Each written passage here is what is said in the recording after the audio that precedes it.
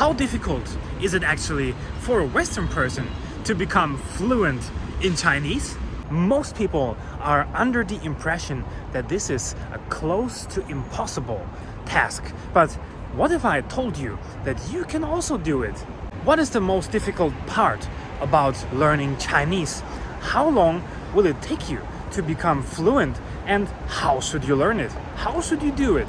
This is what I'm about to share with you in today's video.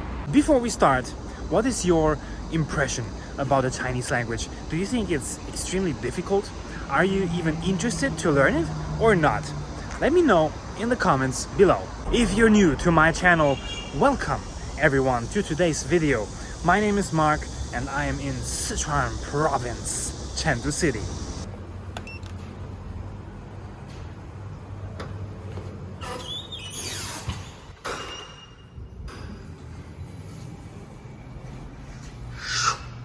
Going back home.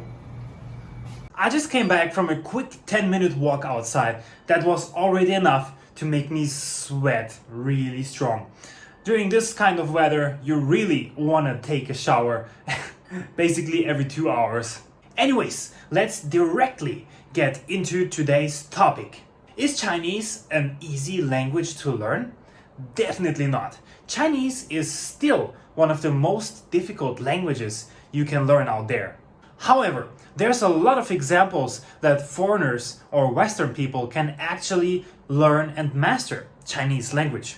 One of these examples is me. I have already been living in China for 6 years, but to be honest, for the last 3 to 4 years, I haven't actually been learning Chinese. By now, you could say that my Chinese level is actually close to fluent. I can understand most, let's say, intermediate conversations. Maybe if someone is talking about rocket science, politics, stuff like that, it's gonna be difficult for me because there's a lot of specific words in there. But just having a normal conversation or even talking about business, things like that, no problem for me anymore. But how did I get to where I am right now? I actually started learning Chinese in university. It was just more out of curiosity because I was thinking Chinese could be quite helpful, could be useful, and also the culture, the characters looks quite interesting. I just wanted to kind of find a challenge for myself. After starting, I actually realized I liked it quite a lot, and I also felt like I was doing something useful with my time. So I just continued studying, and by the 4th semester, I had the chance to come to China as an exchange student for 1 semester, which I did. At that time, I was actually quite confident about my Chinese because I have been learning for 2 years already and I knew a lot of vocabulary. I did have some simple conversations with my teachers and with some Chinese friends I have. But once I arrived, the first time here in China, in Chengdu City actually, I was kind of shocked. I realized that I didn't even really understand the people on the streets and they couldn't understand me. Later, I found out that this was mostly due to the fact that the people here in Sichuan province, they speak kind of their own local dialect, not really like the high standard Chinese or Mandarin that we learned in university. And I also learned that this is quite normal even for Chinese people. If they come here, if someone speaks quite fast and in a very local manner, even they cannot really understand and communicate. From then on, I actually started to progress rapidly. In the first year that I stayed here in China, I feel like I learned more than in 2 or even 3 years learning back home. And it definitely helped me that I have learned the language before. I had learned some basics. This is why I could just progress faster. I could learn faster than someone who didn't even learn a word of Chinese before. So after around a year, I was actually quite confident in using and understanding the language. And at that time, we also started our business here in China. So I learned a lot of new vocabulary, which we never learned in university or in real life before. You just start learning about things like financing, warehouses, business-related vocabulary and stuff like that. That was also quite helpful actually. Anyways, what helped me the most was actually using the language.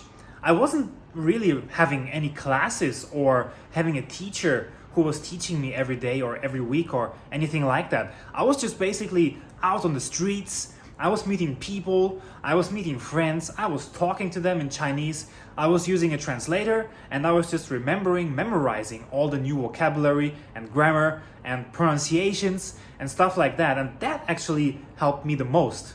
I was meeting friends, I was meeting girls, I was talking with random shop owners, I was talking with taxi drivers, and just by using the language and having that environment every day, I was progressing. From my experience, that is actually the case for every foreign language you would like to learn. Apart from that, there's two other things that might help you in mastering any new language, including Chinese.